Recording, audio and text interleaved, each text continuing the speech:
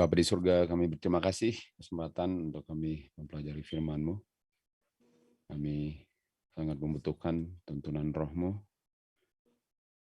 khususnya untuk hidup di akhir zaman. Kami melihat tanda-tanda akhir zaman sedang digenapi. Dan semua ini menuju pada tertutupnya pintu kasihan dan kedatangan anak-Mu Tuhan Yesus untuk kedua kalinya, menjemput semua yang beriman kepada firman-Mu. Terima kasih Bapa untuk kebenaran, dan ini kebenaranlah yang akan menuntun kami bisa membedakan benar dan salah. Kami bisa lihat sangat jelas apa itu benar dan apa itu salah tanpa meraba-raba atau menggunakan perasaan untuk menjadi pedoman patokan kehidupan kami.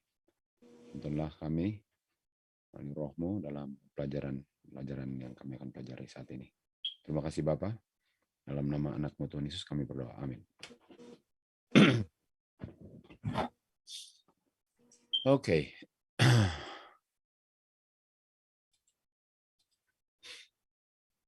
Oke, kita akan mulai. Dan judul daripada pelajaran kita pada saat ini ialah persetujuan dengan kematian. Nah, persetujuan dengan kematian itu bahasa Inggrisnya covenant of death. Itu persetujuan yang membawa kematian, covenant of death ya. Sebagaimana Tuhan membuat covenant dengan Abraham, dan yang dia janjikan adalah kehidupan kekal. Kalau ini persetujuan ini atau covenant ini akan menghasilkan kematian, yaitu kematian kekal. Oke. Mari kita mulai.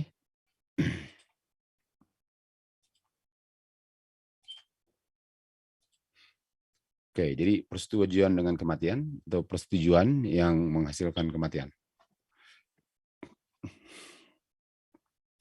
Kita mulai di Yesaya 28. Kita mulai dengan Yesaya 28.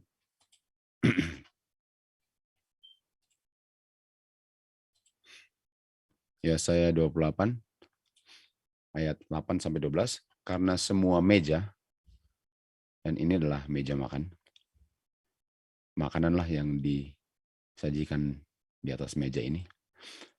Karena semua meja sudah penuh dengan muntah dan kotoran, kekejian, sehingga tidak ada lagi yang bersih yang dihidangkan di atas meja.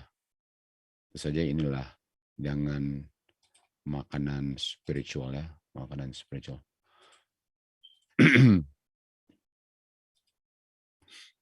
Kalau dikatakan siapa yang dia akan ajarkan pengetahuan, dan siapa yang dia akan buat untuk mengerti doktrin.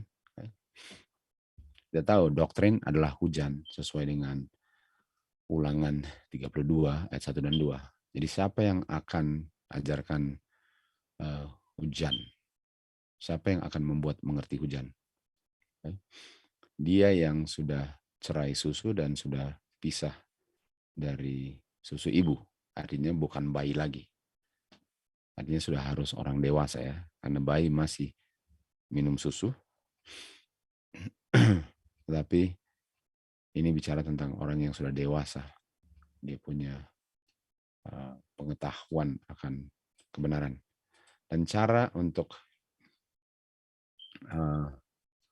mengajarkan hujan ini atau pengetahuan ini yang bersih. Karena semua yang disajikan di meja kotor, tetapi cara untuk mempersembahkan pengetahuan atau hujan yang bersih inilah prinsip demi prinsip. Garis demi garis, di sini sedikit dan di situ sedikit ya. Jadi harus bandingkan ayat dengan ayat, bandingkan prinsip dengan prinsip untuk tahu apa yang benar. Nggak bisa mengambil kesimpulan dengan hanya satu pernyataan, dengan satu kutipan, beberapa kutipan, tapi harus mengambil kesimpulan secara keseluruhan. Dan orang-orang yang akan mengabarkan kabaran ini atau kabaran yang bersih, itu hujan ini, adalah orang-orang yang uh, bibirnya stammering, artinya nggak biasa untuk mengabarkan ini. Seperti murid-murid Tuhan Yesus adalah nelayan-nelayan yang profesi mereka ialah untuk menangkap ikan, bukan mengabarkan Injil.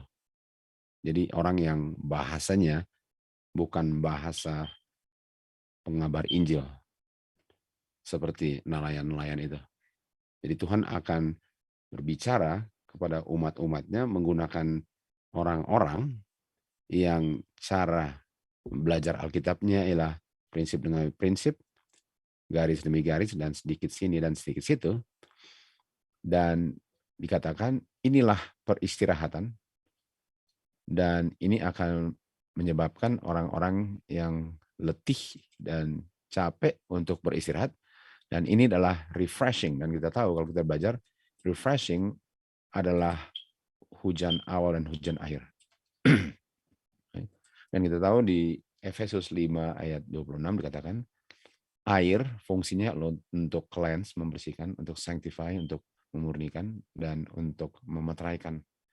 Dan untuk orang yang dimeteraikan, 5T 2:14 paragraf 2 katakan, nggak boleh ada satu kotoran. Sementara doktrinnya sudah seperti muntah dan sudah kotor, sehingga umat Tuhan nggak bisa dimeteraikan. Dan harus dikabarkan kabaran hujan yang bersih, dan ini akan membersihkan semua yang kotor. Agar umat Tuhan bisa makan makanan yang bersih. Lalu dikatakan, oleh sebab itu dengarlah firman Yehova, kamu scornful atau scoffer, orang-orang yang suka mengolok-olok, sama dengan di zaman Nuh, mengolok-olok Nuh yang mengabarkan pekabaran bahwa akan ada banjir turun di bumi. Jadi firman Tuhan berseru kepada orang-orang seperti demikian, yang menguasai atau memimpin atau mengepalai umat Tuhan di Yerusalem. Jadi ada orang-orang pemimpin-pemimpin di Yerusalem yang mengolok-olok. Karena kamu telah bilang, karena kamu telah berkata, kami telah membuat satu perjanjian dengan kematian. Covenant with death. Kami telah membuat satu perjanjian dengan neraka. Kami sudah setuju dengan kematian. Di mana kami telah membuat persembunyian kami adalah tipuan-tipuan, dan kami telah sembunyi dalam hal-hal yang salah. Jadi lawannya daripada kebenaran. Oke, jadi ada orang-orang yang membuat perjanjian dengan kematian. Dan oleh sebab itu pelajaran ini berjudul seperti yang tadi kita sudah baca, perjanjian dengan kematian. Dan orang-orang ini mengolok-olok seperti orang-orang di zaman Nuh mengolok-olok Nuh akan pekabaran daripada pekabaran daripada pekabar yang sudah ditentukan Tuhan untuk memberikan hujan bagi umat Tuhan. Oke, kita lanjut. Jadi ada orang-orang yang membuat perjanjian dengan kematian, covenant with death. Oke. Tadi kita lihat bahwa semua meja sudah kotor. Nah, pertanyaannya apa itu meja? Karena ini meja rohani tentu saja.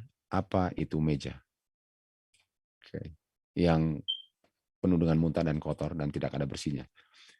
Di Habakuk 2 ayat 2 dikatakan, dan the Lord Jehovah menjawab aku dan berkata, tulislah apa yang kamu lihat atau vision, penglihatan, dan buatlah penglihatan itu di atas meja. Dan meja ini bukan meja lagi, bukan meja hidangan makanan jasmani. Meja inilah chart, dalam hal inilah chart ya. Chart yang ada gambar dan angka-angka tahun-tahun untuk menjelaskan apa yang dilihat dalam vision. Okay. Jadi inilah yang dibilang tadi, semua tables yang kita baca tadi, semua tables sudah penuh dengan muntah dan kotor. Artinya semua pengertian nubuatan sudah salah. Dan inilah yang dimaksudkan dengan tables tadi. 12:4, Daniel 12:4 katakan, oh Daniel, tutuplah firman itu dan meteraikanlah buku sampai time of the end. Kita tahu time of the end adalah 1798. Dan pada saat itu banyak orang akan lari menyelidiki buku yang sudah dibuka sekarang, dan pengetahuan mengenai vision, pengetahuan itu akan bertambah-tambah. Pengetahuan akan bertambah-tambah. Kalau kita kembali lagi tadi, dikatakan siapa yang akan mengajarkan pengetahuan, siapa yang akan membuat orang mengerti doktrin. Okay. Well, yang akan mengerti itulah orang yang akan mengerti ini vision, atau ini gambar-gambar dan ini chart. Ada 2 chart di sini. Akan mengerti inilah, mereka ialah yang pengetahuannya akan bertambah-tambah. Kalau kita kembali ke Habakuk 2 ayat 3, karena vision ini yang tertulis di dalam tables, karena vision yang tertulis di tables ini sudah ditetapkan untuk waktu tertentu, artinya nubuatan waktu. Tapi di ujung pada waktu yang sudah ditetapkan itu, okay, di ujung daripada waktu yang ditetapkan, artinya orang nggak akan mengerti sampai waktu itu. Dan di ujung daripada waktu yang sudah ditetapkan, dia akan berbicara. Okay. Dia akan berbicara, artinya orang akan mengerti. Artinya kita tahu bahwa tables ini yang tadi penuh dengan muntah dan kotoran, yang kita lihat adalah vision, dan kita tahu itu adalah buku Daniel, karena buku Daniel itu ada vision yang tertutup lalu dibuka, adalah isi daripada prophecy atau nubuatan sehubungan dengan waktu di buku Daniel. Daniel 12 ayat 10 katakan bahwa banyak akan dimurnikan, diputihkan, dan dibakar dengan api untuk diuji, tetapi orang yang jahat tetap melakukan yang jahat. Nggak ada orang yang jahat akan mengerti, jahat kata lain yang foolish, yang bodoh, tapi yang bijaksana akan mengerti di saat buku itu yang tadinya ditutup dibuka. Orang yang wise, yang bijaksana akan mengerti isi daripada buku itu. Di saat buku itu dibuka dan mulai diselidiki, dan pada waktu yang ditetapkan, mereka akan mengerti sekali apa isi buku itu. Oke, mari kita lihat dia punya chart. Mari lihat dia punya chart ya. Kita lihat di sini ada chart. Dan kalau kita lihat gambar patung Nebukadnezar dari atas ke bawah, kita lihat ini Daniel 2. Kita tahu Daniel 2 kan? Ada patung Nebukadnezar, kepala emas, dada perak, dan seterusnya kan. Ini Daniel 2. Lalu di sini ada Daniel 7. Singa beruang macan tutul. Dan seterusnya. Daniel 7. Lalu Daniel 8. Kan? Setelah itu kita lihat Daniel 8. Karena Daniel 8 adalah domba jantan, kambing jantan. Kan? Daniel 8. Dan kita bisa lihat sini ada kuda. Kalau kuda di Wahyu 9. Kan? Dan seterusnya. Dan kalau kita lihat dari atas, sama. Mulainya Babylon. Setelah itu Media Persia. Lalu Yunani atau Greka. Lalu Roma. Kerajaan Roma. Imperial Rome atau Roma kafir. Setelah itu Roma gereja atau Papal Rome. Jadi inilah visionnya yang tertulis di atas chart yang banyak orang tidak mengerti. Sehingga itu seperti muntah. Kita tahu kalau orang muntah artinya dia mabuk. Orang yang mabuk akan muntah kan.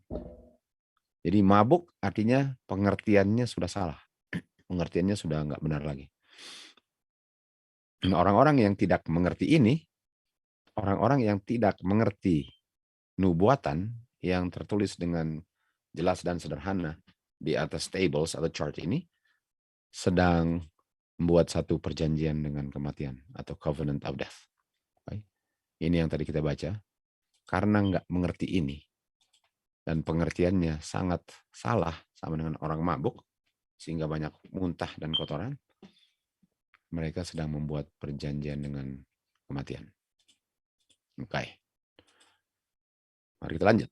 Jadi kita lihat kalau kita lihat dari di Daniel ya, kalau kita lihat buku Daniel, di Daniel 1 ada ujian tentang bagaimana umat Tuhan harus menjaga tubuh sebagai Ka'bah Tuhan yang kudus.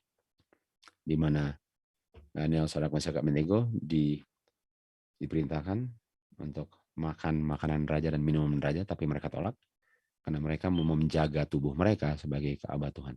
Itu Daniel 1.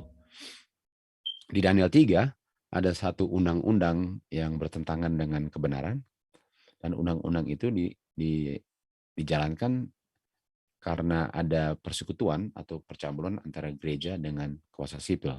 Itu Daniel 3. Lalu kita lihat di Daniel 6 juga ada undang-undang di mana Daniel akhirnya dilempar ke lubang singa karena ada persekutuan antara gereja dengan sipil. Okay? Jadi ini adalah contoh-contoh daripada buku Daniel yang kalau umat Tuhan tidak mengerti, dan kalau tidak mengerti akan membuat satu perjanjian dengan maut atau kematian, atau akan membuat satu perjanjian yang akan menghasilkan kematian. Oke. Okay. Kita lanjut. The time appointed. Di sini dikatakan karena vision itu belum bisa dimengerti sampai waktu yang sudah ditetapkan, waktu nubuatan. Daniel 11:35 juga. Di Daniel 11 ayat 35, banyak mereka yang mengerti akan jatuh, diuji, dan dibersihkan untuk membuat mereka putih sampai time of the end, karena itu adalah waktu yang sudah ditetapkan. Jadi di Daniel 8 ayat 19 juga dikatakan ada at the time appointed, pada waktu yang sudah ditetapkan, baru berakhir semua ini. Artinya di waktu yang sudah ditetapkan itu, yang orang-orang yang bijaksana ini akan mengerti vision atau penglihatan yang ditulis atau dibuat sederhana di atas tables. Dan inilah tables ya. Bahasa Inggrisnya adalah chart. Orang akan mengerti ini pada waktu yang sudah ditetapkan di saat buku itu dibuka. Oke. Jadi itu dia punya tables yang harus dimengerti, dan yang mengerti adalah orang-orang yang bijaksana. Mulainya kapan? At the time appointed. Oke, mari kita lihat tentang vision di atas tables ini. Bagaimana orang-orang mengerti akan vision di atas atau yang tertulis di tables ini. Pengertian tentang vision. Daniel 3. Kan? Di sini dikatakan ada perintah untuk seluruh bangsa dan bahasa. Waktu mereka mendengar bunyi daripada segala macam alat-alat musik dibunyikan, kamu harus jatuh tersungkur dan sembah patung emas yang telah didirikan oleh Raja Nebukadnezar. Dan barang siapa tidak jatuh tersungkur dan sembah pada jam yang sama akan dilempar ke tengah-tengah daripada dapur api yang menyala-nyala. Jadi kalau tidak mau sembah, akan dibunuh, akan dibakar. Okay. Itu Daniel 3. Ini visionnya, ini dia punya vision. Daniel 6. Di Daniel 6 kita tahu Daniel, dia berdoa kepada Tuhan 3 kali sehari. Dan ada undang-undang di mana nggak boleh berdoa kepada siapa saja kecuali yang ditetapkan negara. Dan barang siapa pada saat tertentu 30 hari ini yang tidak mau melakukan apa yang diperintahkan akan dilempar ke dalam lubang singa. Sebagaimana Sadrak, Mesak, Abednego dilempar ke dapur api. Artinya sesuai dengan vision ini, sesuai dengan dia punya vision yang kita lihat di table atau chart tadi, akan ada undang-undang yang memaksakan penyembahan,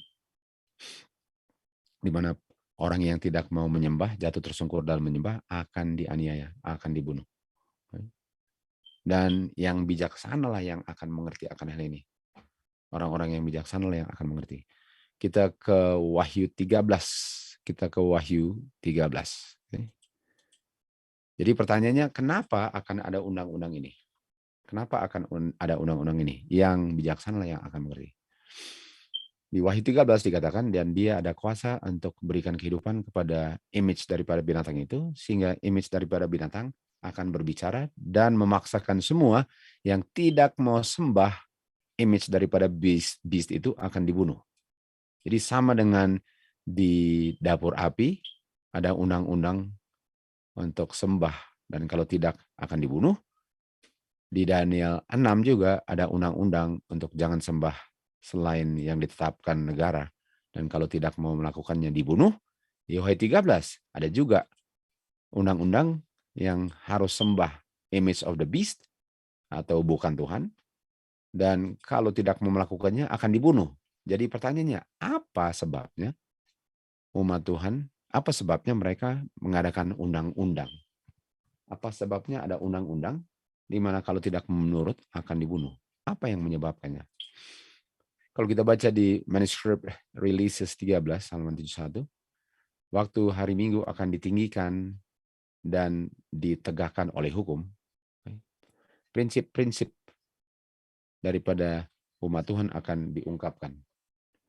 Sebagaimana prinsip daripada 3 orang Ibrani. Sementara prinsip daripada orang Ibrani ini atau Sadak Mesak Abednego diungkapkan waktu Nebukadnezar memerintahkan mereka untuk sembah. Waktu Nebukadnezar memerintahkan mereka untuk sembah patung emas di dataran Dura. Jadi kita bisa lihat bahwa apa yang terjadi di Babylon terhadap Sadak Mesak Abednego akan terjadi lagi di akhir zaman, di mana dulu harus ada penyembahan patung emas. Di akhir zaman akan ada penyembahan, dan penyembahan itu adalah harus worship atau harus beristirahat bertentangan dengan perintah Tuhan. Bukan pada hari ke-7 hari Sabat, tapi pada hari Minggu. Akan ada undang-undang hari Minggu.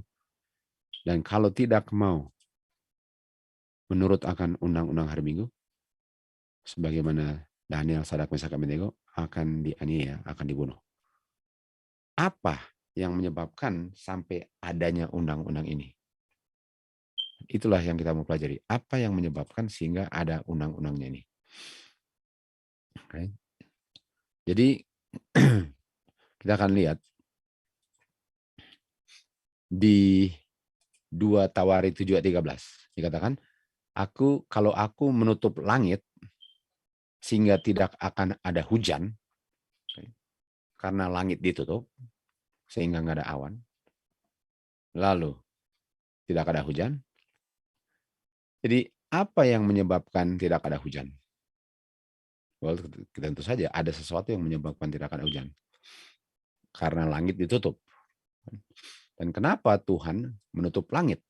Artinya nggak ada hujan sama dengan masa kemarau, masa kelaparan, masa kering, tanaman tidak tumbuh, binatang tidak bisa makan, dan kekurangan air, gitu kan. Dan kalau tidak ada hujan, artinya akan ada bencana-bencana, dalam hal ini pestilence atau wabah.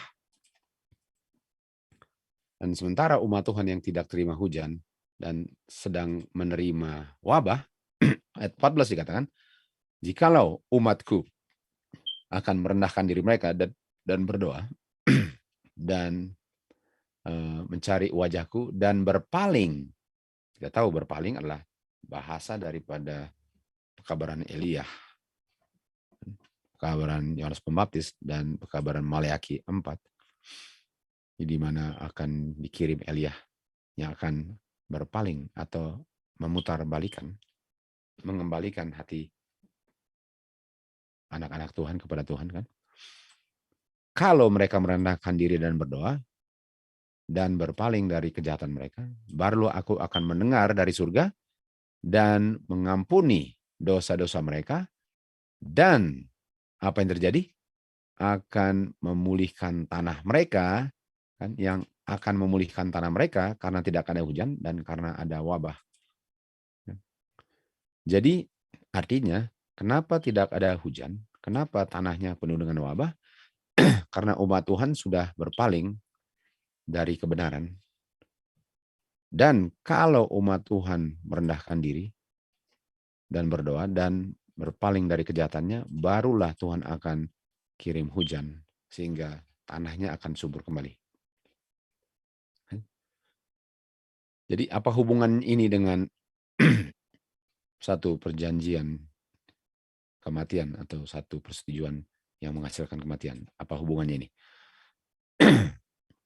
Bagaimana kita sudah belajar waktu itu bahwa ada yang namanya memulihkan kembali covenant daripada penemu daripada Amerika Serikat ini.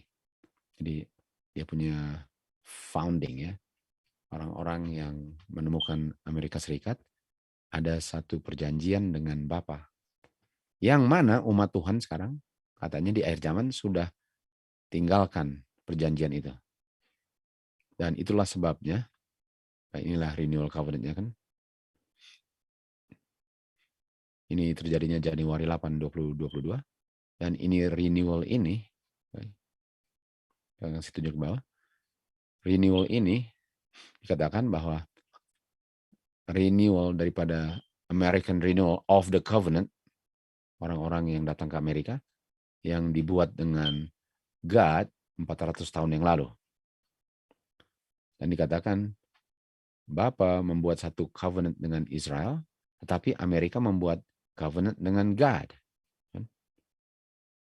Dan Amerika telah melanggar covenant yang dibuat oleh forefathers atau orang-orang yang membuat covenant dulu. Kita tahu bahwa dari Alkitab, Bapa sangat serius dengan covenant-nya. Dan ini telah membawa atau mengakibatkan negara Amerika yang dulu sangat diberkati, sangat dikutuk Tuhan sekarang. Sangat dikutuk Tuhan. Okay? Ini dia. Artinya, umat Tuhan mau memperbaiki covenant dengan Tuhan, umat Tuhan mau membuat satu covenant dengan Tuhan, untuk mau kembali kepada perjanjiannya dengan Tuhan, melakukan atau mengembalikan persetujuannya dengan Tuhan, karena sudah melanggarnya. Dan oleh sebab itu, Amerika sekarang sedang mengalami bencana. Apa yang terjadi di Amerika sekarang, tentu kita sudah tahu, di seluruh dunia juga. Dan dikatakan itu disebabkan karena umat Tuhan, khususnya di Amerika ini, sudah meninggalkan persetujuan mereka dengan Tuhan. Dan mau memperbaikinya, dan mau kembali kepada persetujuan awalnya dengan Tuhan, agar semua bencana-bencana alam yang dialami di Amerika dan di seluruh dunia ini, tapi khususnya di Amerika, akan dipulihkan kembali. Akan dipulihkan kembali.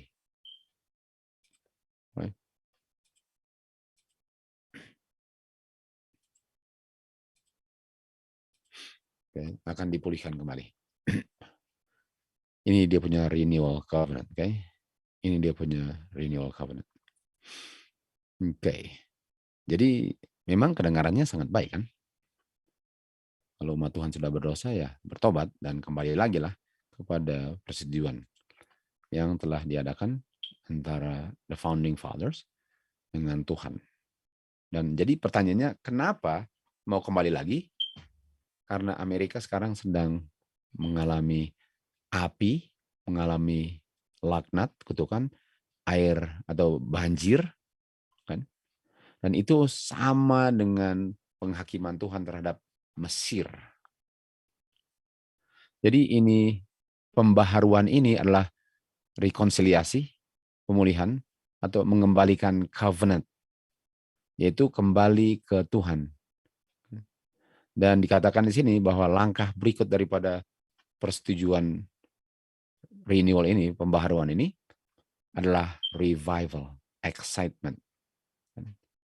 Jadi umat Tuhan pasti akan dibangkitkan lagi kerohaniannya, dan Amerika akan kembali ke masa jayanya, dan Amerika tidak akan mengalami semua yang sedang dialami, api, banjir, dan sebagainya, di saat umat Tuhan bersatu di Amerika ini untuk mengadakan renewal atau mengembalikan covenant yang sudah diadakan antara orang-orang yang pertama berdiam di Amerika Serikat dan dengan Tuhan. Mari kita ingat ya, mari kita ingat sebagaimana umat Israel keluar dari Mesir, demikian juga umat Israel akhir zaman keluar dari masa kegelapan kan. Jadi kita lihat di Keluaran 19 ayat 5 ada covenant di situ kan. Katakan sekarang oleh sebab itu kalau kamu mau menurut suaraku dan memelihara saya punya covenant, ini Tuhan adakan covenant dengan umat Israel. Baru kamu akan menjadi bangsa pilihan pusakaku. Kan? Jadi kita lihat bahwa ada covenant yang diadakan di luar Mesir. Sementara mengadakan perjalanan ke tanah perjanjian. Dan demikian juga ada covenant antara yang mengaku umat Tuhan di akhir zaman. Dan kita mau kembali kepada Tuhan sesuai dengan perjanjian nenek moyang kita dengan Tuhan. Dan apa yang terjadi setelah covenant itu? Apa yang terjadi setelah covenant itu? Apa yang terjadi ialah di Keluaran 32, setelah mereka membuat covenant di luar Mesir, setelah itu mereka buat lembu emas. Atau image of the beast. Mereka membuat lembu emas. Dan dikatakan, ini lembu emas adalah kamu punya gods yang membawa kamu keluar dari Mesir. Jadi kalau kita tahu bahwa sejarah terulang kembali, artinya covenant ini akan menghasilkan penyembahan akan image of the beast. Yang tadi kita baca di Wahyu 13, sama dengan di Daniel 6, Daniel 3. Di saat umat Tuhan mau kembali kepada Tuhan, mereka membuat covenant, tapi covenantnya itu malahan memaksakan orang untuk menyembah. Hari Minggu kita tahu. Dan umat Tuhan yang tidak mau sembah hari Minggu, seakan-akan menolak covenant yang dibuat karena bencana alam. Demi bencana alam sedang dialami, khususnya di Amerika, akan diperintahkan untuk dibunuh. Ayat 5, dan di saat Harun melihat itu, dia membuat satu mezbah, dan Harun membuat satu pernyataan, dia bilang, besok kita akan adakan feast bagi the Lord God Jehovah. Besok kita akan adakan feast. Dan feastnya adalah a feast untuk worship a beast. Jadi feastnya adalah untuk worship the beast. Sementara umat Tuhan di akhir zaman sedang mau kembali kepada Tuhan dan go back to the old path dan mau terima hujan akhir, karena kalau tidak terima hujan akhir sama dengan pekabaran Elia, ialah untuk kembali lagi dan terima hujan akhir untuk worship God. Ada yang mau kembali kepada Tuhan supaya bisa terima hujan juga untuk worship the beast. Dan barang siapa tidak worship akan dibunuh. Dan mereka bangun pagi hari keesokan harinya mempersembahkan persembahan bakaran dan membawa persembahan damai, dan semua orang duduk dan makan, eat meat dengan drink. Mereka eat dengan drink di saat feast, lalu mereka sembah image of the beast atau lembu emas.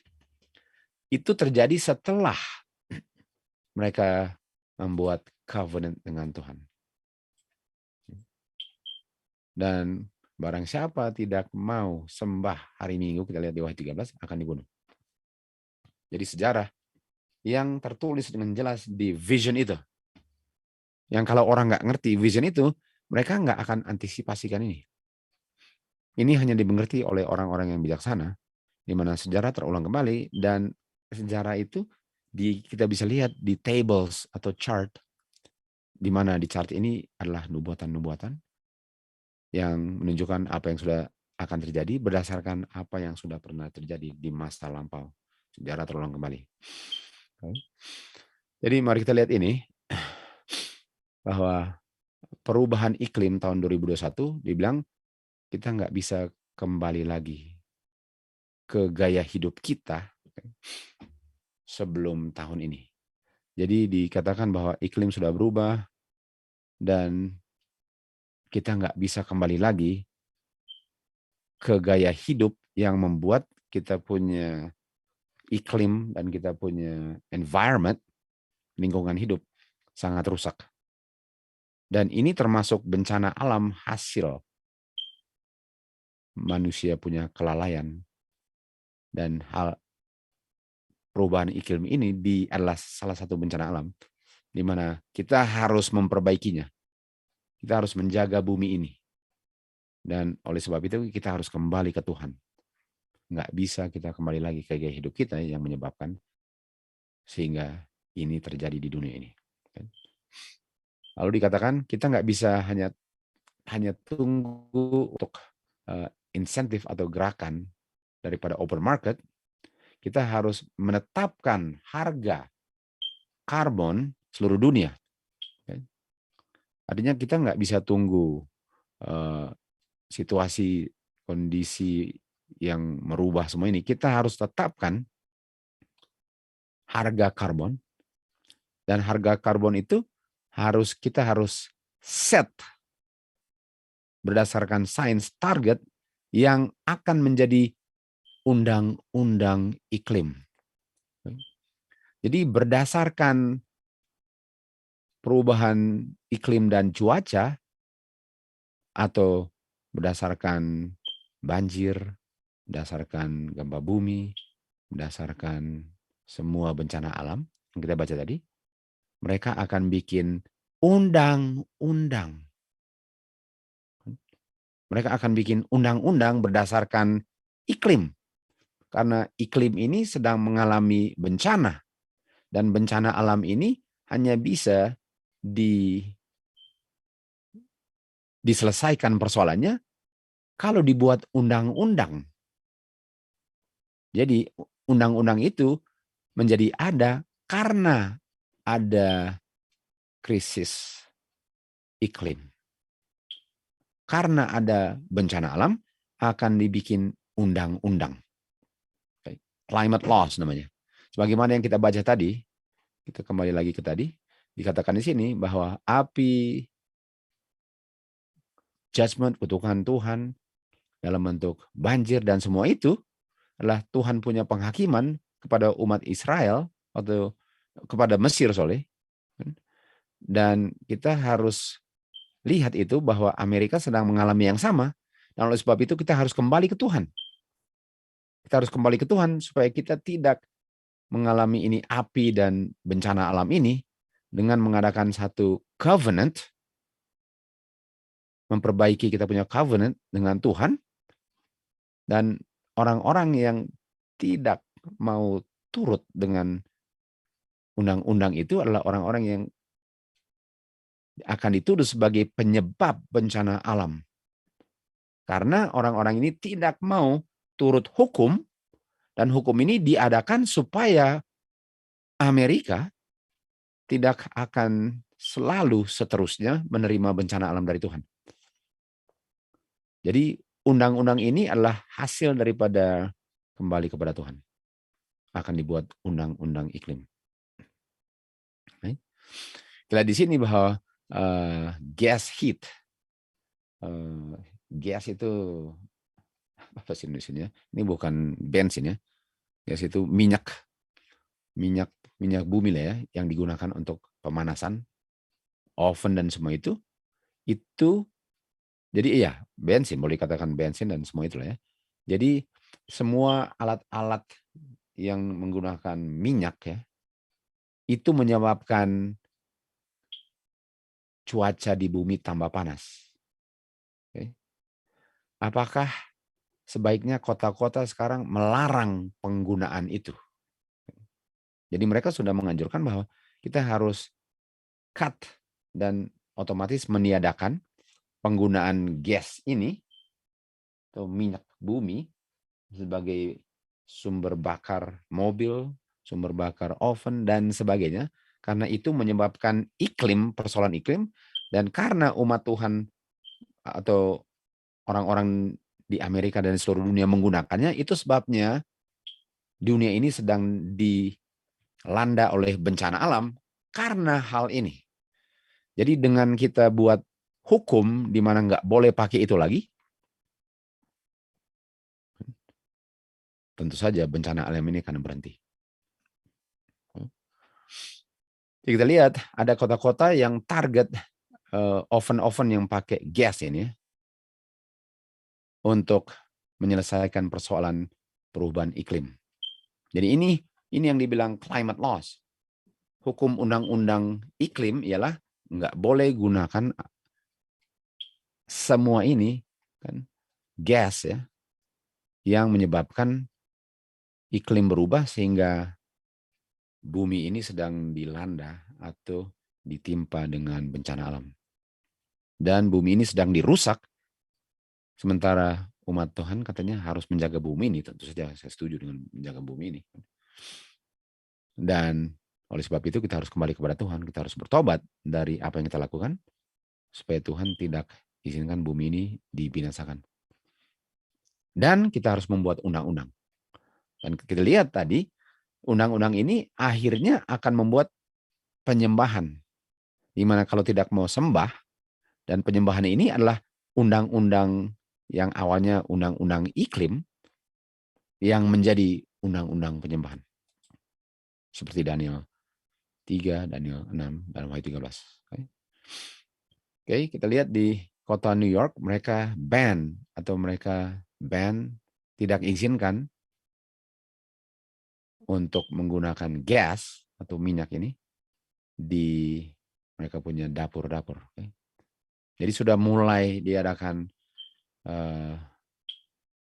banning, larangan untuk menggunakan alat-alat pembakar dan semua ini karena menyebabkan perubahan iklim di dunia. Inilah dia punya climate laws. Supaya tidak menerima bencana alam lagi dengan cara kita membuat covenant dengan Tuhan. Jadi kita lihat di sini di Washington di Washington State ya, mereka sudah ada rencana untuk ban mobil-mobil yang pakai bensin dan mau diimplementasikan sekitar 2030. Nggak boleh ada mobil lagi yang menggunakan bensin karena ini menyebabkan bencana alam di Amerika Serikat.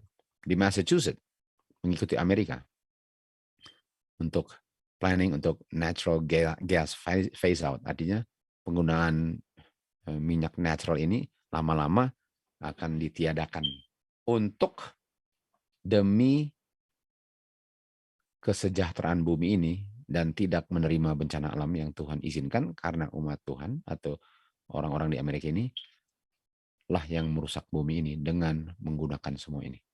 Jadi mereka sedang ancang-ancang untuk buat satu climate law. Mobil-mobil yang menggunakan listrik, okay,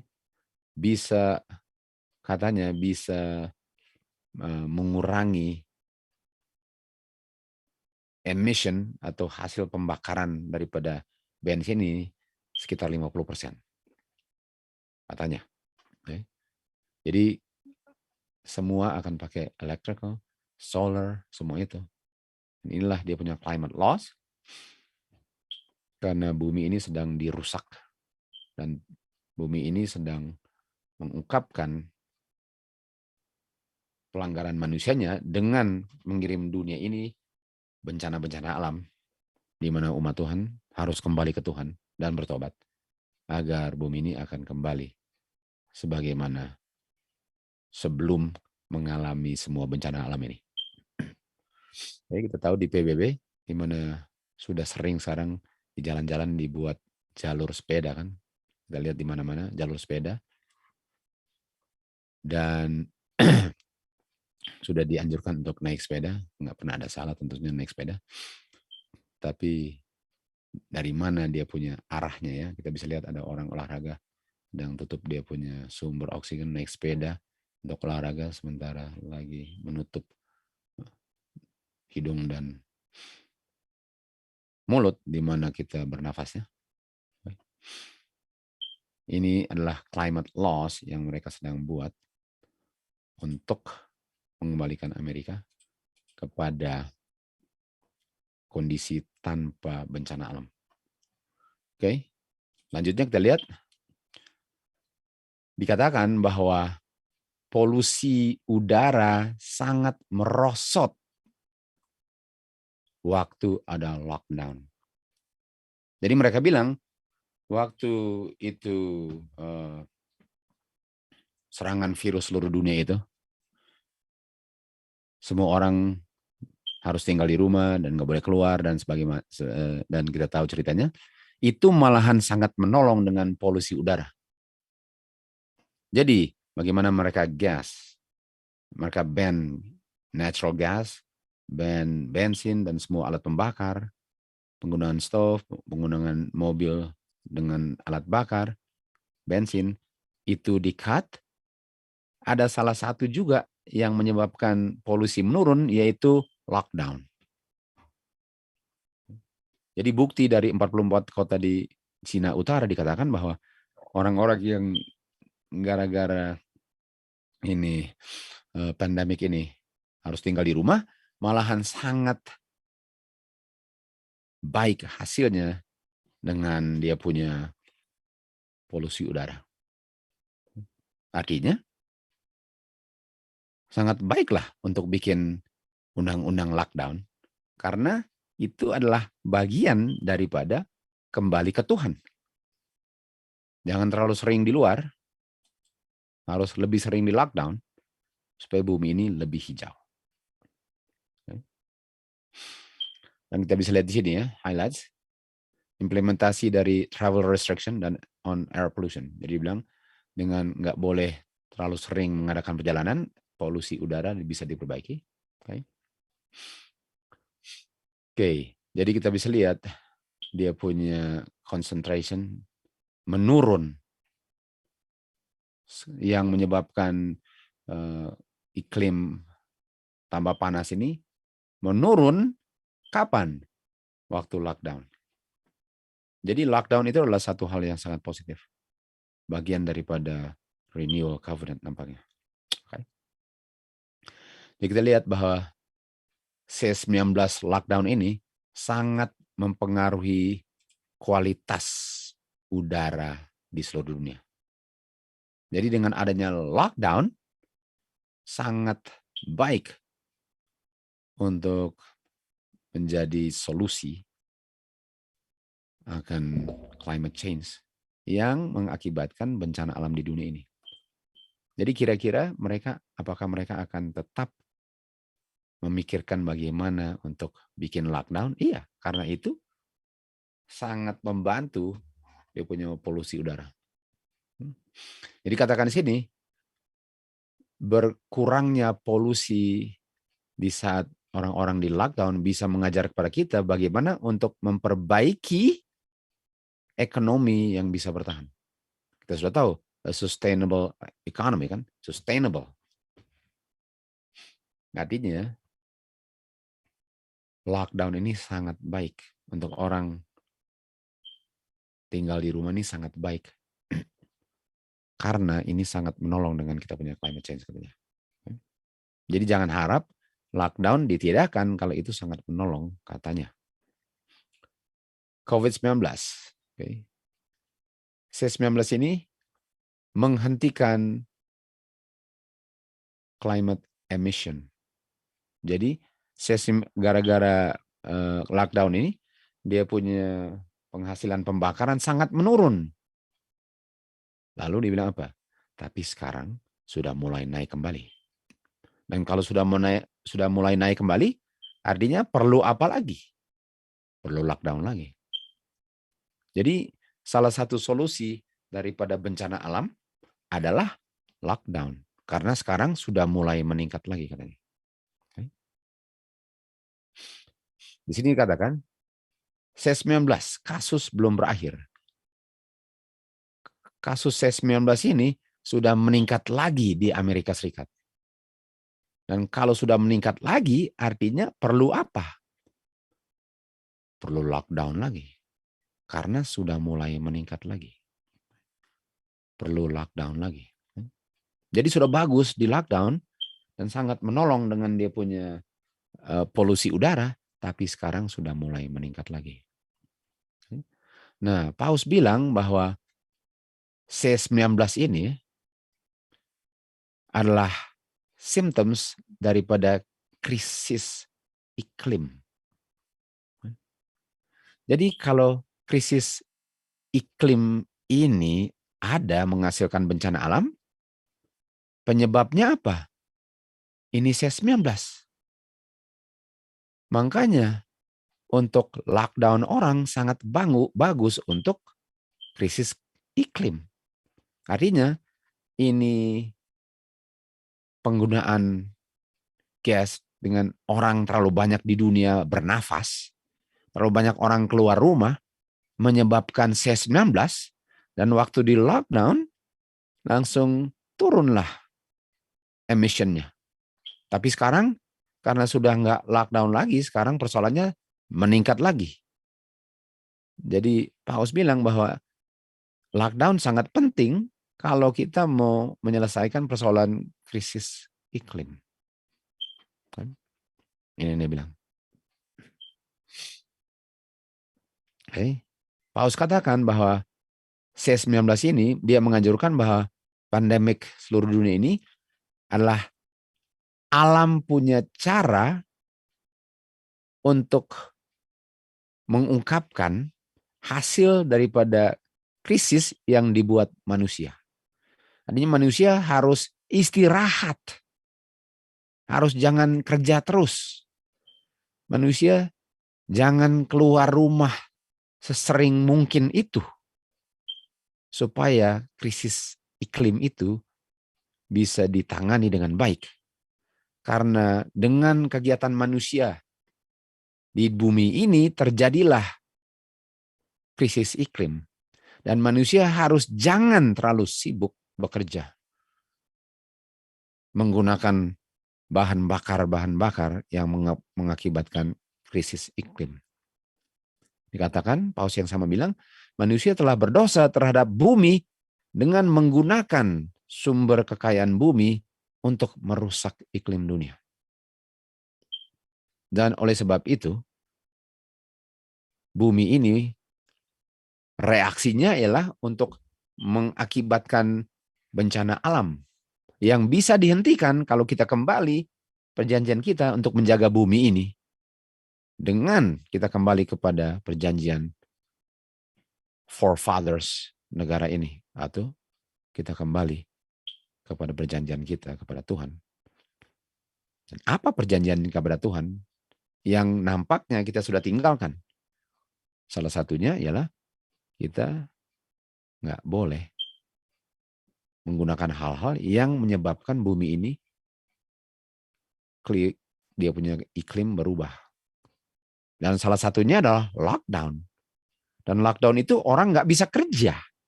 Harus tinggal di rumah. Artinya bagus untuk orang tidak bekerja dan tinggal di rumah. Karena itu sangat menolong dengan krisis iklim. Dikatakan oleh Paus. Lalu dikatakan bahwa di WEF ya, World Economic Forum bilang, emission atau hasil bahan bakar di udara ini sudah menurun tahun ini. Lalu dikatakan apa? Kita harus buat itu permanen. Kalau buat permanen artinya apa? Tunggu. Kalau yang membuat menurun itu adalah salah satunya lockdown, kita harus membuat lockdown permanen. Kita harus membuat orang jangan terlalu sering kerja permanen. Kita nggak boleh, kita harus buat orang tidak menggunakan bahan bakar gas permanen. Kita harus membuat orang tinggal di rumah lebih sering permanen. Kita harus membuat undang-undang yang permanen yang akan membuat orang tidak merusak bumi ini. Administrasi Biden mengenai agenda iklim mengungkapkan roh Laudato Si. Ini dia. Jadi kita lihat bahwa agenda iklim ini, climate agenda, yang tujuannya ialah untuk mengurangi bahan bakar yang akan merusak iklim dunia ini. Dia punya roh sama dengan yang Paus tulis di Laudato Si.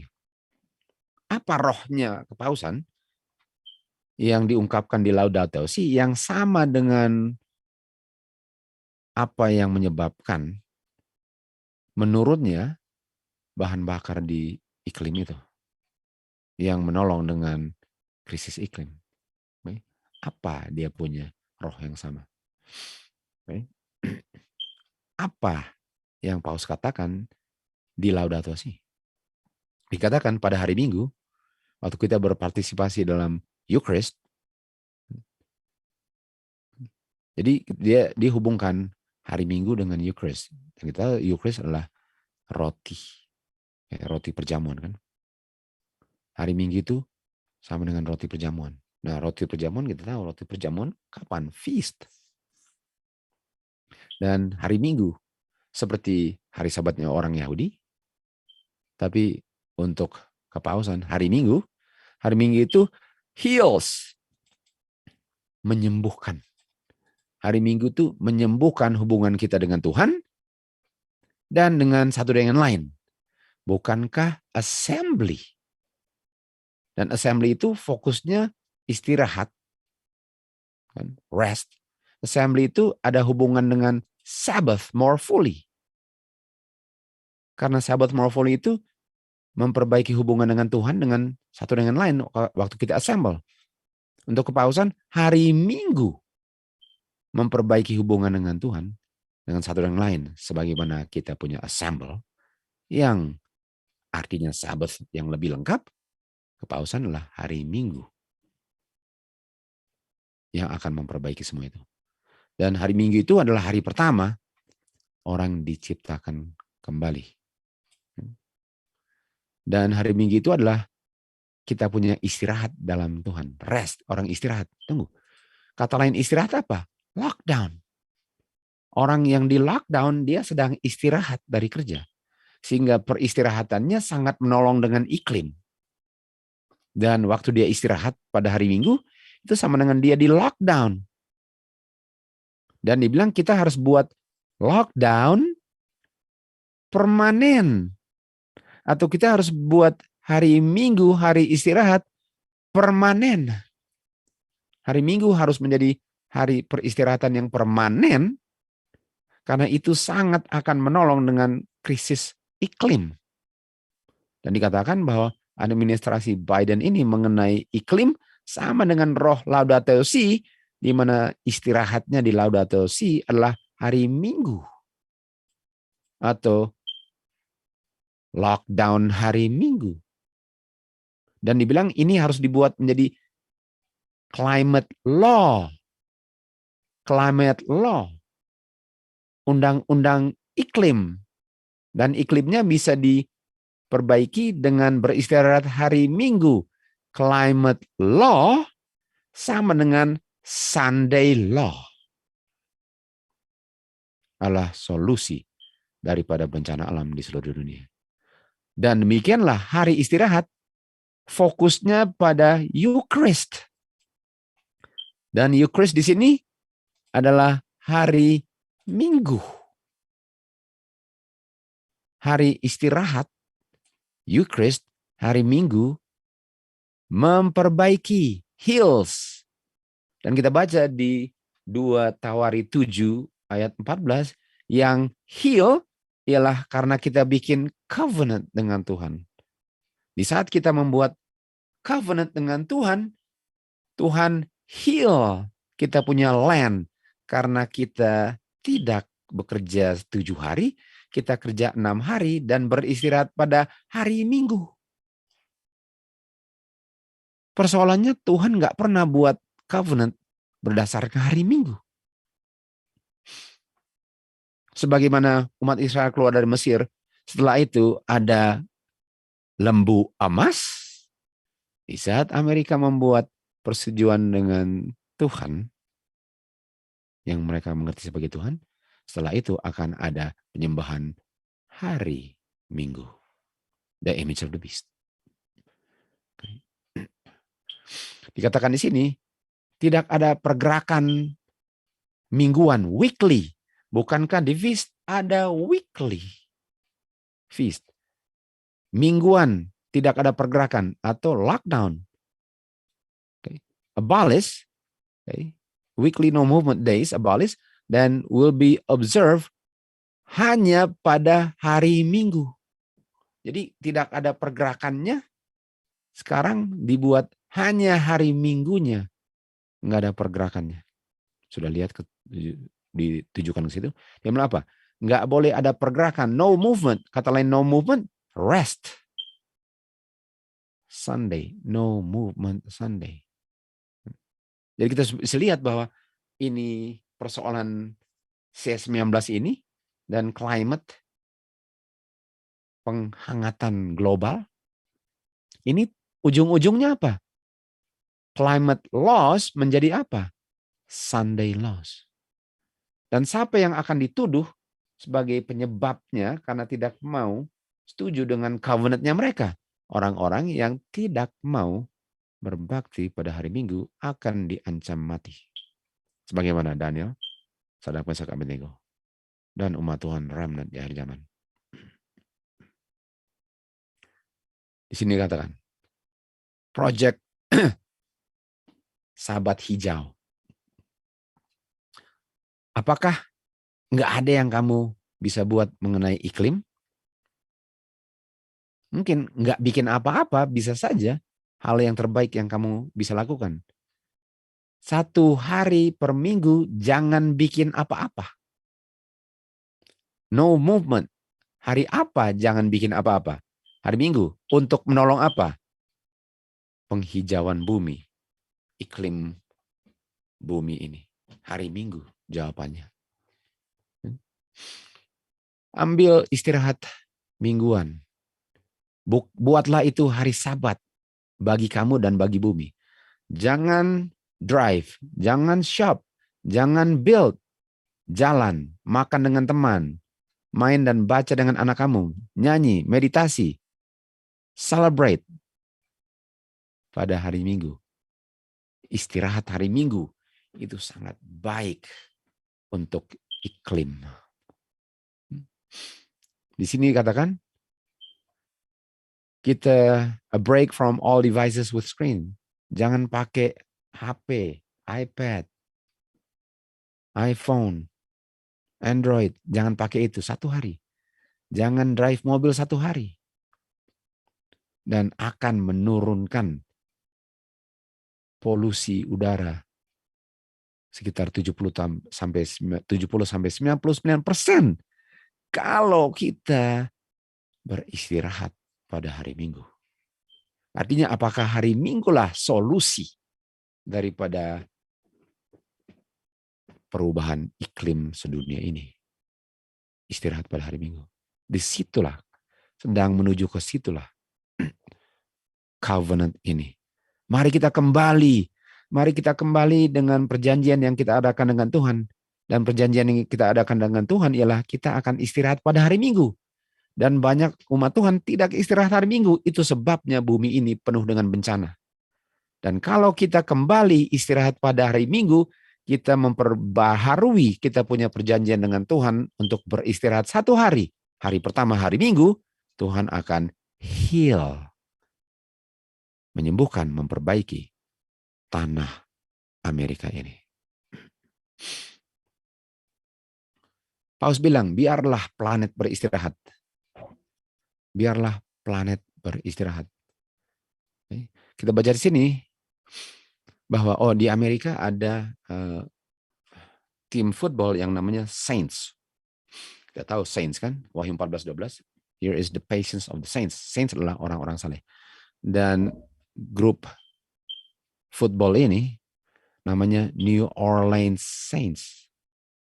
Dan Paus minta kepada mereka untuk mengatakan, tolong, karena mereka selalu mainnya hari Minggu kan kalau di sini pada umumnya. 90% kali hari Minggu. Dia bilang, bisa nggak New Orleans Saints ini jangan main hari Minggu? Tolong supaya dia jangan main hari Minggu. Nah, di sini dikatakan bahwa karena nama daripada Saints ini katakan itu diberikan kepada New Orleans Saints dan itu adalah nama Katolik waktu dia merayakan hari All Saints Day. Lalu dibilang hari Minggu itu adalah harinya Tuhan. Jadi boleh nggak tim yang namanya New Orleans Saints jangan main hari Minggu karena hari Minggu itu hari istirahat. Jadi kalau pakai nama Saints, tolong jangan main hari Minggu karena itu adalah hari istirahat. Jadi Paus bilang, tolong New Orleans Saints jangan main hari Minggu. Dan alasannya supaya saya bisa sering nonton. Karena nampaknya kalau hari Minggu nggak bisa nonton. Oke, jadi kalian bisa lihat bahwa hari Minggu lah tujuan daripada semua bencana alam di seluruh dunia yang sedang terjadi. Dituduh karena umat Tuhan sudah melanggar covenant dengan Tuhan. Di mana covenantnya katanya ialah kita membuat perjanjian dengan Tuhan bahwa kita akan istirahat setiap hari Minggu.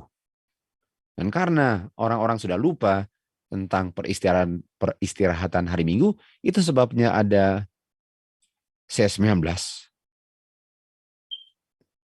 Dan semua ini terjadi karena tidak ada peristirahatan pada hari Minggu.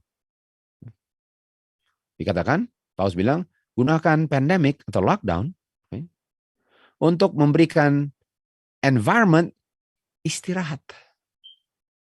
Jadi kita punya bumi bisa istirahat dan ini pandemic ini adalah tanda daripada nature, alam untuk memberi satu peringatan bagi manusia untuk beristirahat pada hari Minggu.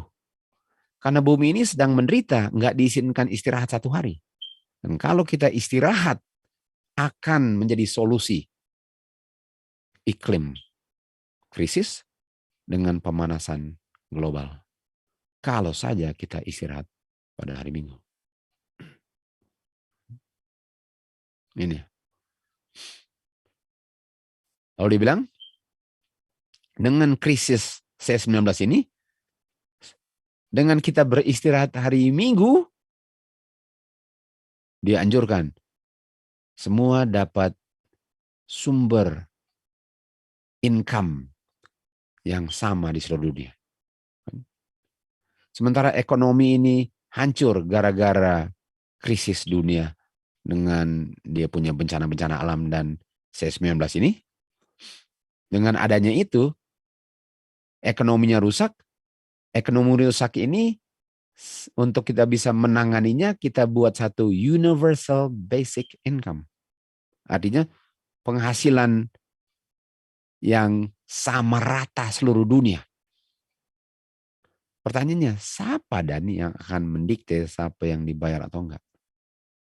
Jadi dengan adanya undang-undang untuk beristirahat satu hari, dia bilang apa? Sumber penghasilan setiap orang di dunia pun harus ditentukan. Supaya akan kita tahu siapa yang bisa jual atau beli, itu ditentukan dengan apakah dia setuju dengan covenant untuk beristirahat dan sembah pada hari Minggu. Jadi kita bisa lihat koneksinya antara ini covenant dengan bisa jual dan beli.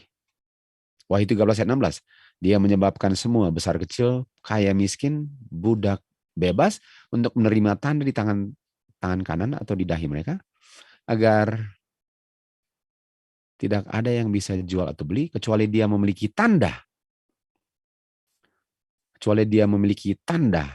Nah sekarang apa tandanya?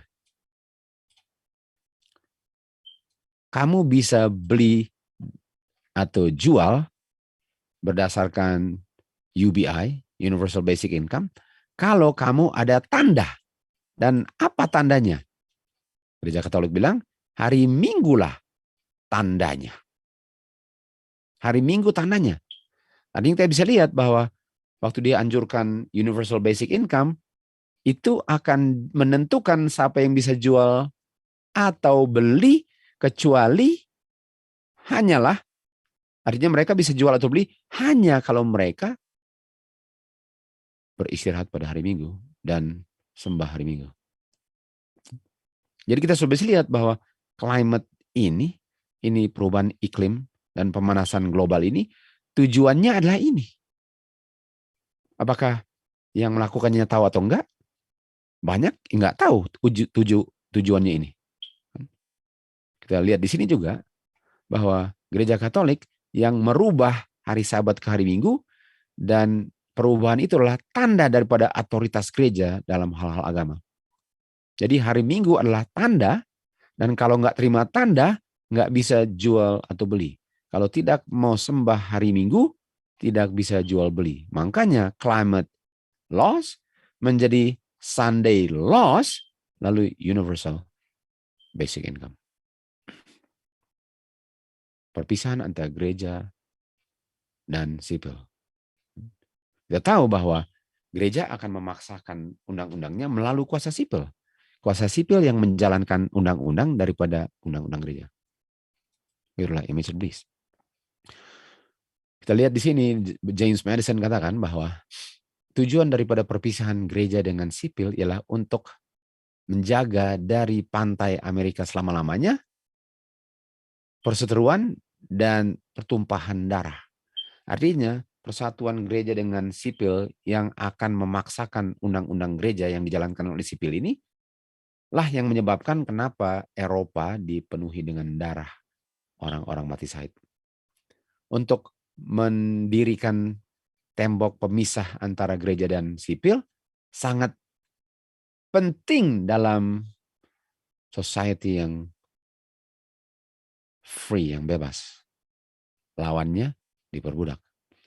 Wahyu 17 kita lihat di sini ada penghakiman pelacur, dan pelacur ada di gereja.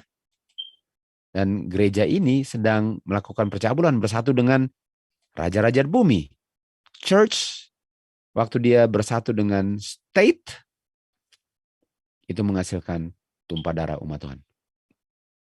Jadi kita lihat bahwa gereja punya hari Minggu akan dibuat menjadi undang-undang sipil, di saat gereja punya agenda, di saat doktrin gereja dipaksakan kepada rakyat menggunakan kuasa sipil, itu adalah gereja dengan sipil mempersatukan diri.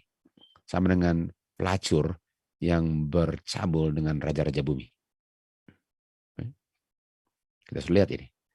Kita lihat di sini waktu Trump mau kampanye untuk jadi presiden, dia bilang apa? Saya ini melambangkan sipil ya. Saya kuasa sipil mau mengembalikan kuasa kepada gereja. Artinya saya mau berikan kuasa sipil kepada gereja sehingga gereja bisa menjalankan doktrinnya dan memaksakannya menggunakan kuasa sipil. Dan Madison bilang kalau sipil dengan gereja bersatu, tumpah darah umat Tuhan. Kalau kuasa gereja dipaksakan, doktrin gereja dipaksakan melalui kuasa sipil, akan dipaksakan doktrin hari Minggu, dipaksakan melalui undang-undang negara, dan hasilnya pembunuhan atau semua orang yang tidak mau menurut, tumpah darah. Gereja dengan sipil bersatu sama dengan tumpah darah umat Tuhan. Dan ini kita sudah lihat. Gara-gara tidak mau tunduk, Sadrak Mesak Abednego dilempar ke dapur api. Gara-gara Daniel tetap mau sembah kepada Tuhan dan tidak mau menurut akan undang-undang Medi Persia, dilempar ke lubang singa. Dan oleh sebab umat Tuhan di akhir zaman tidak mau tunduk kepada undang-undang gereja yang dipaksakan oleh sipil, akan dianiaya dan dibunuh sekalipun. Kita sudah melihat, kesitulah tujuan daripada semua ini. Semua ini kita sudah lihat. Karena kita mengerti vision yang tertulis di tables itu. Semua terulang kembali. Kita lihat bahwa Trump punya advisory board ya, advisor dari evangelical, dari gereja. Jadi yang membuat advice kepada kuasa sipil adalah gereja. Gereja yang membuat sarana atau saranan ya, membuat saranan kepada kuasa sipil tertinggi di Amerika adalah gereja. Artinya gereja bisa menggunakan dia punya doktrin untuk dipaksakan melalui kuasa sipil. Kita lihat, kita sudah belajar waktu itu. Copeland, Kenneth Copeland dan Gloria Copeland. Mereka adalah dia punya Evangelical Advisory Board daripada Trump. Lihat ini kan. Ini Copeland. Ini dia punya Evangelical Advisory Board kepada Trump. Dan dengan siapa dia berfotonya? Dengan Paus. Artinya, Paus yang mau mengadakan pemaksaan penyembahan hari Minggu, kerjasama dengan Copeland adalah advisory board daripada kepala sipil. Jadi kira-kira ada koneksinya church and state, krisis iklim, dengan climate laws, dengan Sunday law. Ada hubungannya. Kita lihat di sini bahwa ini namanya Palmer kan. Dia sudah meninggal. Tony Palmer. Dia bilang, apakah reformasi sudah berakhir? Reformasi Protestan, tinggalkan gereja Katolik dulu kan. Dia bilang, reformasi atau Protestan sudah berakhir. Sudah berakhir, nggak ada lagi Protestan. Kita sudah kembali ke Ibu Roma. Kita sudah kembali, sudah nggak ada protes lagi. Nah, kalau kita dulu protes dan menjadi Protestan, dan kalau sudah nggak protes lagi, artinya semua Katolik nggak ada Protestan lagi.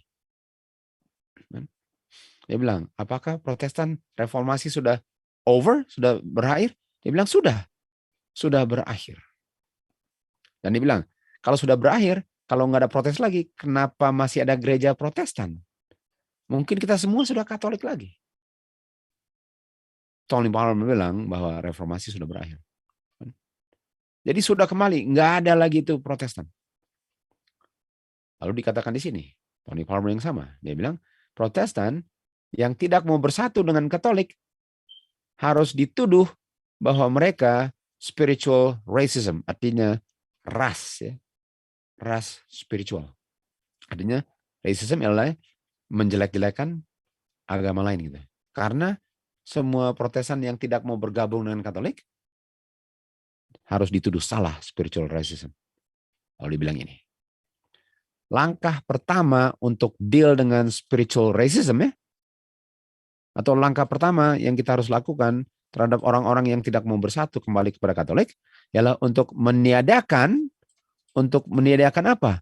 Untuk meniadakan hukum yang memberi kuasa untuk membuat orang itu bisa spiritual racism.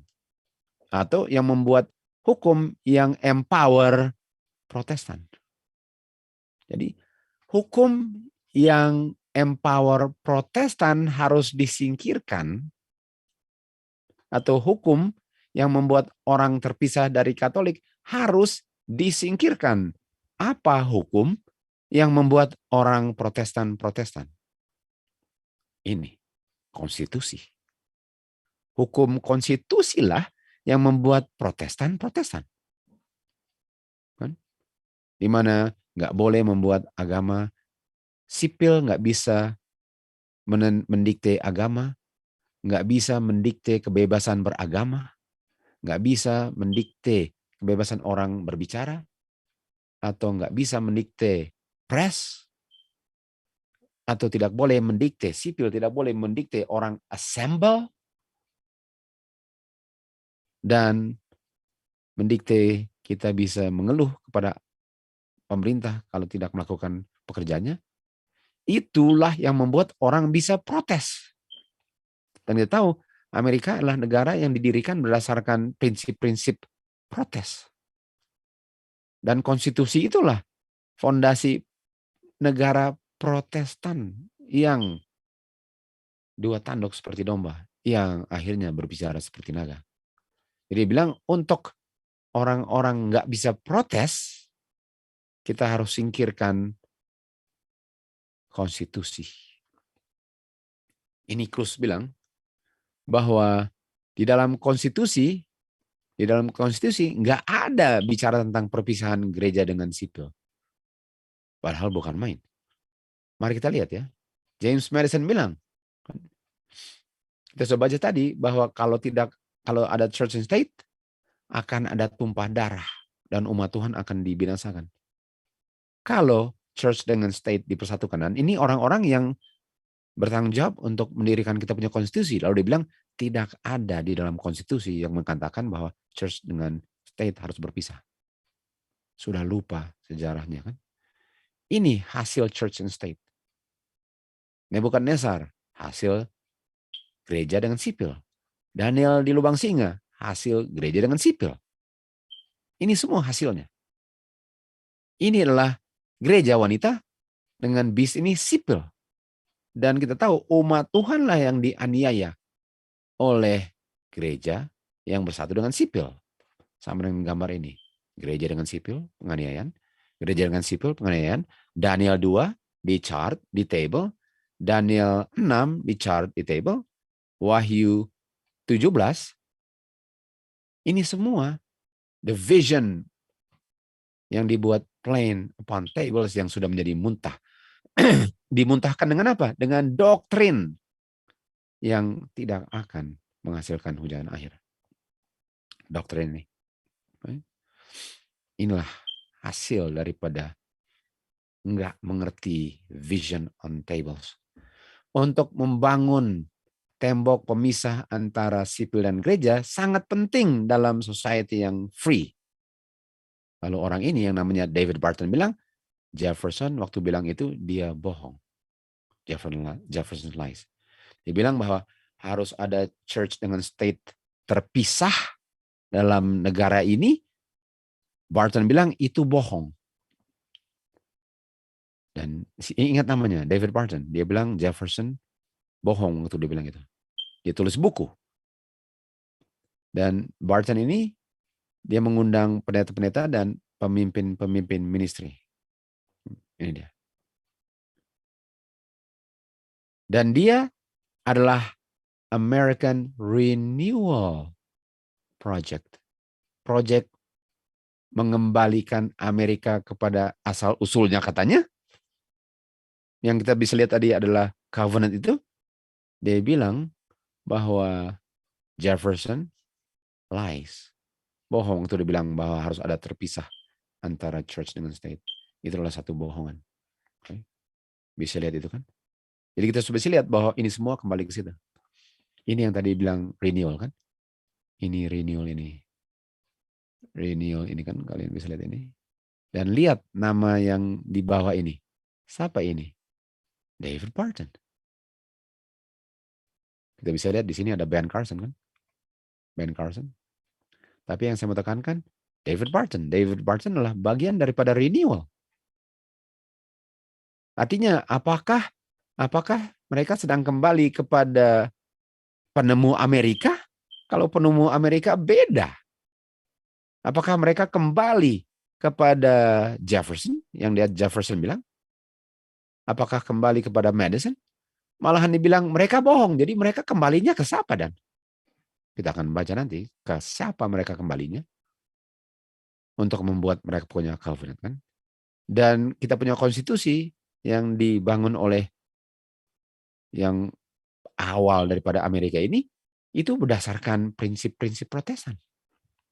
Dan katanya kita mau kembali ke situ, tapi untuk meniadakan prinsip Protestannya. Jadi sudah berlawanan dan bertentangan. Jadi ini dia. Ya salah satunya. Oke. Dan apa yang terjadi di situ? Dia bilang, gara-gara api, segala macam bencana, banjir, semua kita melihat, okay, nggak ada bedanya dengan waktu Mesir terima tulah Tuhan. Dan kita harus memperbaiki kita punya perjanjian dengan Tuhan, memulihkan kembali kita punya perjanjian, yaitu harus kembali ke Tuhan. Langkah pertama adalah kembali kepada Tuhan. Saya percaya setelah renewal step ini akan ada revival, akan ada excitement di gereja-gereja. Akan ada excitement. Nah, kita lihat di sini. Kita tahu ini Benny Hinn kan? Dikatakan bahwa saya melihat binatang yang lain keluar dari bumi, memiliki 2 tanduk seperti domba dan bicara seperti naga. Dan dia menggunakan semua kuasa daripada binatang pertama, di Wahyu 13 ayat 1, sebelum dia, dan menyebabkan bumi dan semua yang berdiam di bumi untuk sembah binatang pertama yang luka parahnya sembuh. Kita tahu sembuh ialah kembali ke hari Minggu kan. Tadi kita lihat, untuk kita sembuh, hubungan kita dengan satu dengan lain dan yang dengan Tuhan, harus kita istirahat pada hari Minggu. Dan ini ada apa? Pekerjaan penyembuhan mujizat. Lalu dia akan membuat api turun dari surga. Kita tahu api turun dari surga ada apa? Pentecost revival palsu. Api turun dari surga kan? Karena kita tahu di Kisah 2 ada api turun dari surga dan itu kuasa roh Tuhan yang dicurahkan pada feast Pentecost. Yang mana umat Tuhan sudah memperbaiki hubungan satu dengan lain dengan hubungan dengan God dan mengerti God yang benar kan? Dan itu menyebabkan hujan turun. Artinya untuk terima hujan di akhir zaman ini kita harus mendengar pekabaran Elia dan api turun dari surga. Tapi ada counterfeit di mana akan ada revival atau turun dari surga berdasarkan covenant yang nggak pernah dibuat oleh Tuhan dengan umat manusia. Wahyu 13:13, dia akan membuat api turun dari surga di hadapan manusia. Dan menipu seluruh dunia, seluruh penduduk dunia dengan mujizat. Dan kita tahu mujizat adalah salah satu pemberian roh di 1 Korintus 12:10. Salah satu pemberian roh, the gift of the Spirit adalah mujizat. Artinya ini mujizat adalah bukti katanya bahwa mereka menerima roh Tuhan dan hujan diturunkan sebagaimana api turun di zaman Elia. Dan setelah mereka menerima roh, apa yang akan dibuat? Mereka akan buat seperti di Sinai, lembu emas. Mereka akan bikin image of the beast. Sama dengan lembu emas di Keluaran 20. Yang kena pedang tapi hidup kembali. Jadi kita bisa lihat bahwa ini mujizat ini. Dan ini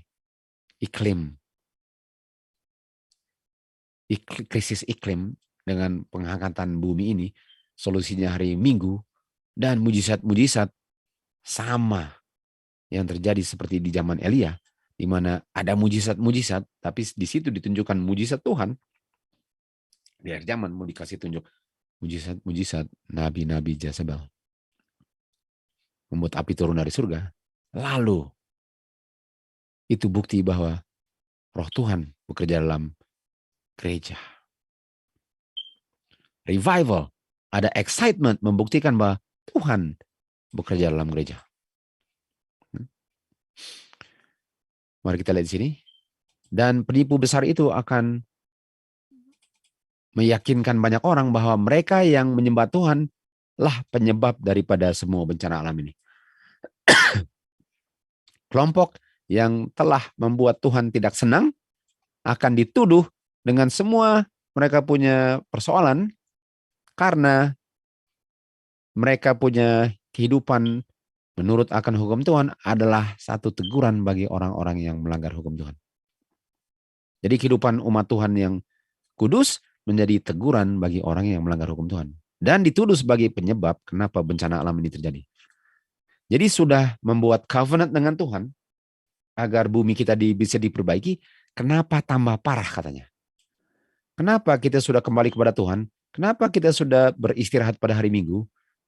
Kenapa kita sudah terima roh mujizat Roh Kudus, dan bencana alamnya tambah parah. Mereka bilang, ada orang-orang yang memelihara 10 hukum, memelihara hari Minggu, dan tidak mau kembali kepada covenant untuk berbakti hari pertama. Dan akan dinyatakan bahwa orang-orang ini offend God dengan melanggar hari Sabat hari Minggu. Bahwa dosa pelanggaran ini, dosa karena mereka tidak mau berbakti hari Minggu, lah yang menyebabkan bencana alam, dan bencana alam ini tidak akan berhenti sampai dibuat undang-undang hari Minggu. Artinya, bencana alam ini akan bertambah-tambah terus. Walaupun covenant sudah dilakukan, walaupun sudah mereka berhenti hari Minggu, walaupun ada tanda bahwa seakan-akan ada roh Tuhan bekerja dengan mujizat, bencana bertambah terus. Dan mereka tanya, kenapa dan kita sudah kembali kepada Tuhan dan masih mengalami bencana? Akhirnya mereka mengambil kesimpulan, karena ada orang yang tidak mau berbakti hari Minggu, yang tetap mempertahankan untuk berbakti hari ketujuh. Dan untuk bencana alam bisa berhenti, harus dibuat undang-undang. Di mana kalau tidak mau menurut undang-undang, akan dibunuh orang-orang ini, agar bencana alam bisa berhenti. Dan bencana alam tidak akan berhenti sampai dibuat undang-undang hari Minggu. Dan orang-orang ini yang memelihara hukum keempat hari Sabat, mereka merusak kekudusan hari Minggu. Mereka penyebab bencana alam. Dan mereka sedang menghalang-halang restoration. Atau apa? Renewal. Mereka membuat covenant dengan Tuhan nggak pernah bisa digenapi Tuhan karena orang-orang ini. Dan mereka membuat kenapa bumi ini nggak pernah bisa kembali ke normal. Dan oleh sebab itu, mereka harus disingkirkan. Dan akan ada pekerjaan-pekerjaan mujizat, api turun dari surga. Pekerjaan mujizat yang mengaku sebagai roh pemberian Tuhan melalui spiritisme. Kan? Dan akan menghasilkan pengaruh terhadap mereka yang pilih untuk menurut hukum Tuhan daripada manusia. Akan ada komunikasi dari roh-roh yang akan bilang bahwa Tuhan telah mengirim dan meyakinkan kepada mereka bahwa orang-orang yang menolak hari Minggu ini lah penyebabnya semua ini. Jadi ini mujizat spiritisme ini adalah komunikasi dengan orang mati. Setan akan berkomunikasi melalui dia punya saluran komunikasinya atau orang-orang spiritisme ini, dan setan akan mengungkapkan kepada mereka bahwa penyebab daripada bencana alam di dunia ini adalah orang-orang ini tidak berbakti hari Minggu. Dan harus ada undang-undang yang harus dituruti sebagaimana hukum Tuhan dituruti. Jadi kita bisa lihat bahwa api turun dari surga itu yang akan membuat adanya undang-undang, karena roh-roh setan inilah yang akan mengkonfirmasi bahwa penyebab bencana alam ini disebabkan oleh orang-orang yang tidak mau berbakti hari Minggu. Dan orang-orang inilah yang merusak moral dunia ini karena mereka tidak mau berbakti hari Minggu. Dan oleh sebab itu, marahlah naga terhadap orang-orang yang tidak mau turut kepada undang-undang yang dikonfirmasi oleh roh-roh mujizat palsu setan ini. Sudah bisa lihat? Sedang menuju ke sinilah semua ini. Semua dari sesi 19 menuju ke sini. Karena sesi 19 ini kan alasannya karena climate, iklim, pemanasan global. Ujung-ujungnya ini. Dan kita sedang pelan tapi pasti sedang menuju kepada penggenapan ini semua. Demikian juga sekarang. Sementara setan bekerja untuk membinasakan kehormatan daripada hukum Tuhan, dia akan membuat mereka, orang-orang yang dituduh ini, sebagai pelanggar hukum dunia. Yang dia bilang adalah hukum Tuhan hari Minggu. Dan orang-orang inilah yang sedang tidak menghargai hukum Tuhan yang dibilang hari Minggu. Dan karena orang-orang inilah kenapa bumi sedang menerima bencana alam sebagaimana di zaman Ahab dan Elia, musim panas tanpa hujan. Melalui dia punya wakil, dia katakan dia akan meninggikan dirinya. Hari pertama akan ditinggikan. Orang-orang Protestan akan menerima hari Sabat ini sebagai hari yang asli. Melalui orang-orang, melalui the non-observance, melalui tidak merayakan hari Sabatnya Tuhan, melalui orang-orang yang melalui orang-orang yang tidak mau tunduk kepada kuasa dunia tetapi mempertahankan hari Sabatnya Tuhan, saya akan membuat hukum ini menjadi satu ancaman kontemp, seakan-akan pemberontakan. Dikatakan bahwa hari Sabat itu adalah tanda. Hari Sabat, setan bilang hari Sabat katanya tanda. Saya akan membuat orang-orang di bumi ini membuat undang-undang sehingga orang-orang yang tidak mau menurut hari Minggu dan tetap berbakti hari Sabat akan dibenci karena mereka berbakti hari Sabat. Seluruh dunia akan benci mereka karena merekalah penyebab bencana alam. Jadi setan akan kasih binasakan bumi ini. Akan membuat orang-orang di dunia ini sangat menderita hidupnya. Dan saking menderita hidupnya, mereka akan sangat marah kepada orang-orang atau terhadap orang-orang yang dituduh sebagai penyebab kenapa mereka punya kehidupan penuh dengan penderitaan. Dan dikatakan, kenapa kamu nggak mau ikut hari Minggu kalau gara-gara kamulah kita menderita. Dan umat Tuhan tentu saja tidak akan terima. Karena mereka tahu, umat Tuhan tahu bahwa ini adalah tipuan. Dan orang-orang yang sudah tertipu, mereka akan marah kepada orang-orang yang tidak mau berbakti hari Minggu. Karena mereka sedang kehilangan rumah, kehilangan keluarga, kehilangan mereka punya properti, kehilangan kenikmatan dunia, kebakar, banjir. Dan ini disebabkan karena kelompok kecil yang keras kepala ini yang tidak mau berbakti hari Minggu sebagai penyebab mereka menderita bencana alam. Setan akan membuat undang-undang dunia sangat ketat sehingga nggak ada orang yang berani berbakti hari Sabat.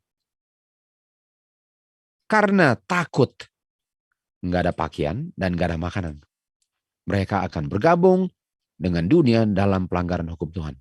Dan inilah rencana setan untuk menguasai seluruh dunia. Tetapi kita tahu bahwa ada umat Tuhan sebagaimana Sadrak, Mesak, Abednego yang tidak akan tunduk. Ada Daniel yang lebih baik dilempar di lubang singa daripada tunduk. Ini akan terulang kembali. Dengan C-19 bencana alam akan bertambah-tambah. Kita sedang menuju ke penggenapan nubuatan di akhir zaman.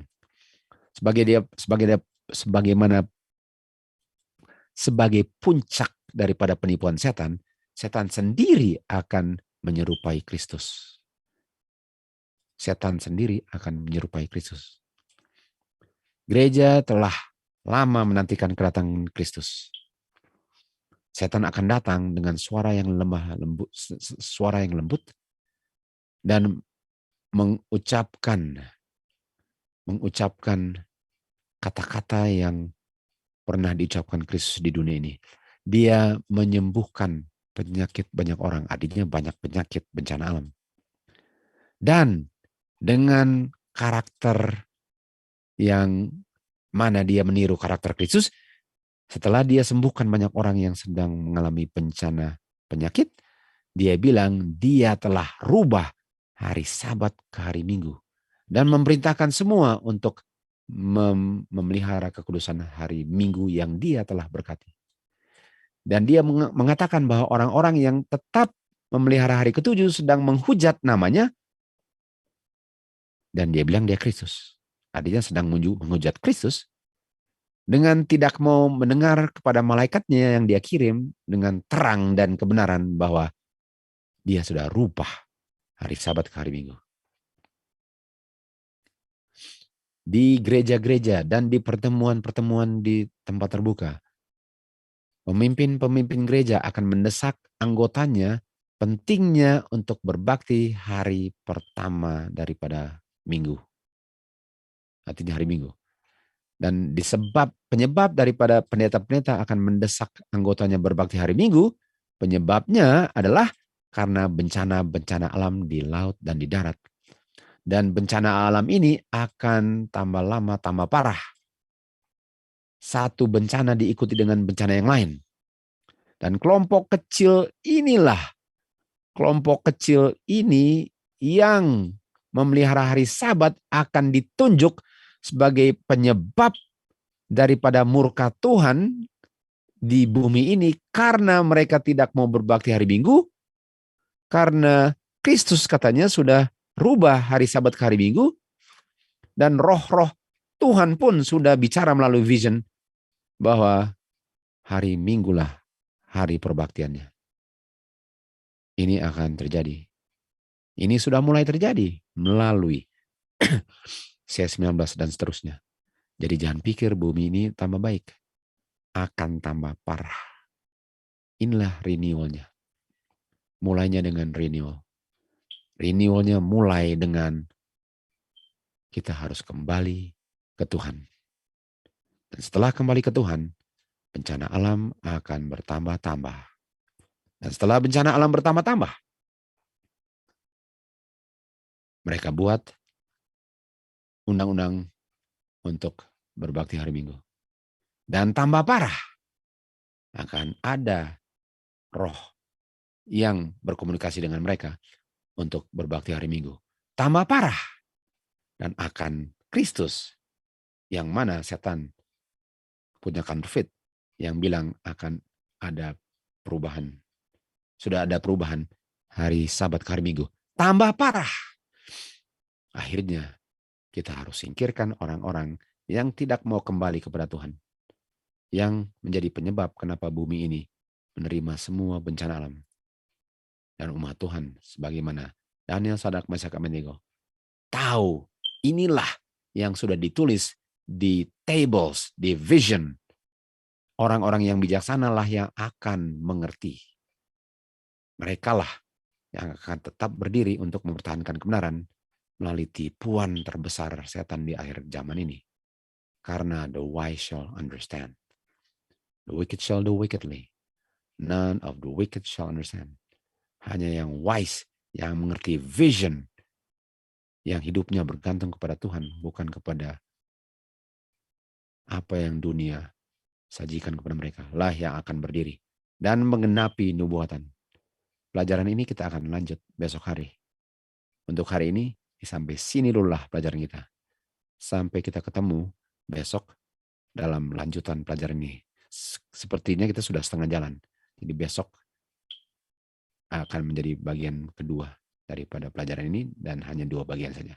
Kita sama-sama berdoa.